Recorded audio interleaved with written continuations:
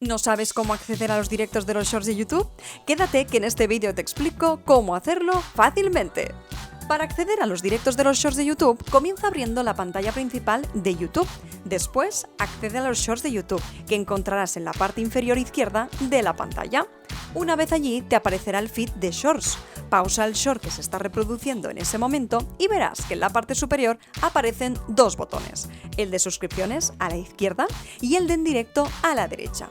Fíjate bien porque dependiendo del contraste con el fondo resaltan más o menos. Solo tienes que clicar en el botón en directo para acceder al feed de directos de Shorts. Ya puedes ver tus directos favoritos haciendo scroll, igual que haces con los Shorts de YouTube. Es muy sencillo, ¿verdad? Si quieres seguir viendo tutoriales y descubriendo trucos de YouTube, no dudes en suscribirte a nuestro canal.